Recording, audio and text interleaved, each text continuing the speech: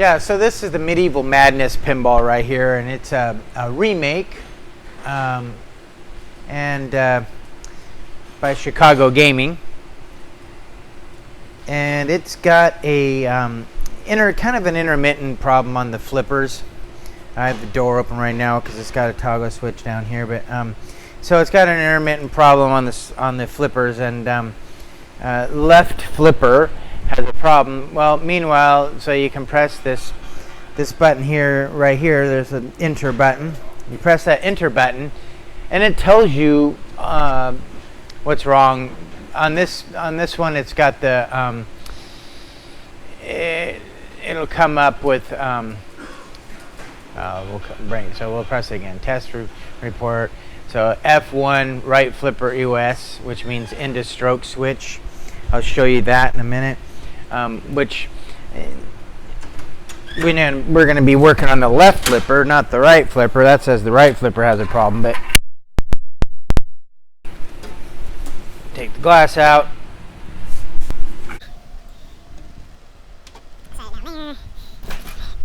So, releasing the balls, I always do it this way. There's a plunger underneath there that I'm using to bring these out. So if I lift this up,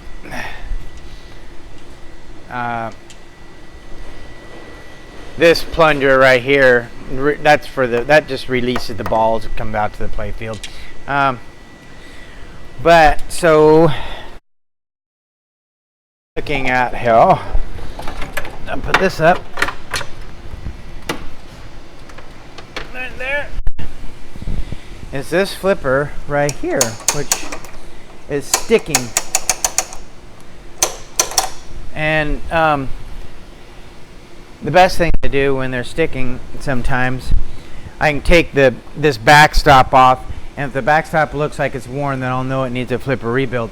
Sometimes these just need adjustments. So if you take the backstop off and you mess around with it a little bit, and then you tighten it back up, it'll work for another who knows how long, and then you don't have to do a flipper rebuild, and you can save money that way. But we'll take a look at it.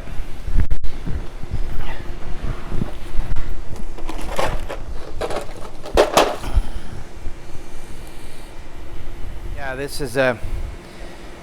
this size here is a V5 30-seconds, but this is a magnetic tool that I need to have for this. And the other thing too is a lot of times when you're working on stuff like this, you should flip it off and turn it off, because you never know what you're going to short out on doing these things. So there's these things right here hold your backstop in. Take those two off. And that fell down there, but that's okay. Don't worry about it. Right now, we want to take this off. If we can get it off. There we go. Like that. Now, you can look at your backstop, and then this is your sleeve. Right here is your sleeve, and it looks good. There's no breaks right here. That's what you're looking for, breaks there. Sleeve looks good. The backstop looks good. It's not indented at all, but you can see it's been hitting if you look really close, you can see the difference in the indentations. So it hasn't been hitting the backstop in the manner it should, because it's hitting off the side. It needs to be even. So that means it's off adjustment a little bit. That's just from putting it together. Because this right here, you probably can't see it very well, but this right here at the end of this, you're looking for that to be like worn out.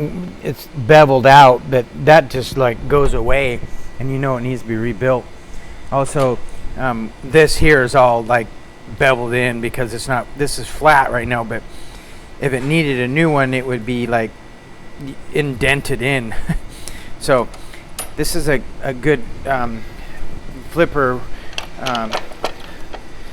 right now. It just needs to be retightened, and it'll adjust itself when you do that. So hopefully it'll work better and not get stuck.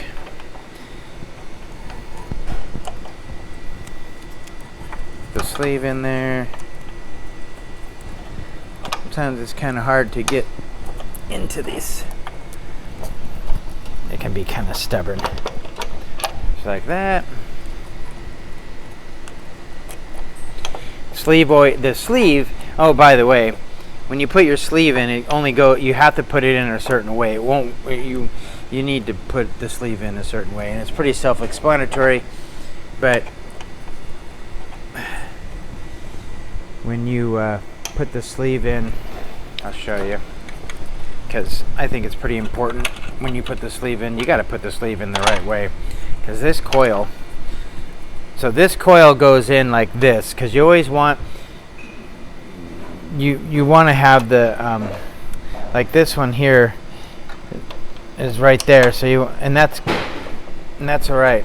So you want the coil to be this facing this way on this, if that makes sense, and you want the sleeve to go in there so that this comes, because it's got to go inside that spot in between there to make it right.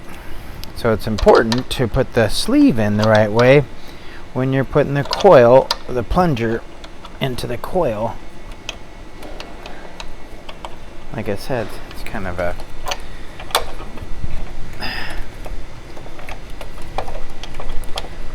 come on, being stubborn. There we go. Stubborn. And then I just kind of hold that there, and then we have to find the other one that dropped, but I'll just start it with this one.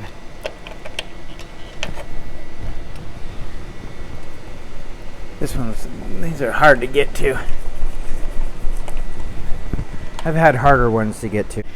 This flipper's in pretty good shape. This flipper rebuilt. The backstop's in good shape. The plunger, which is right here, that's the plunger and link. So the plunger is what goes inside the coil. The link, this is the link that's hooked up to the plunger. And this is the link assembly right here. So this is like, this holds it. So the flipper's up here. So this goes this way like that. This right here, down here, is what engages this to go. And then when we take this down, this right here is what you see. So all this stuff here you don't see. That's the part that runs it. Earlier I was talking about end of stroke switch. That was the message on there that had a bad end of stroke switch. Well, if you look here, this is the end of stroke. So when the coil goes down, the plunger goes down inside the coil, there's a switch right here. That switch gives the flipper a little bit more of a jolt. So it's not noticeable to a lot of people, but if you're a professional pinball player, you may notice that. And the end of stroke switch is just an extra power when it gets to the end of where the flipper's going up. It gives it a little bit more of a jolt right at the end, to where you could maybe hit a backhanded shot better or something like that. You got more power. But a normal person would never notice that, but a professional pinball player would, I'm imagining. But anyway, so end of stroke switch is not real important when it comes up with that error. It'll say end of stroke switch problem. Well, that's not a big thing, but there's a wire right here that came off, and that wire goes on here, and that's why it had that error. And once I do that, it'll be done. No error. And it's got one over here on this side too. So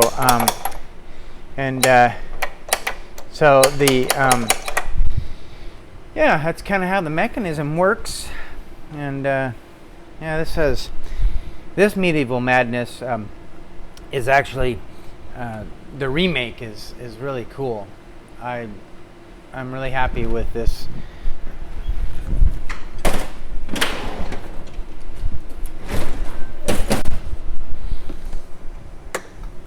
So we'll turn it on, make sure our flipper works. Meanwhile, while this is booting up, because sometimes it takes too long, I'm kind of impatient. We can go back to our Elvira over here.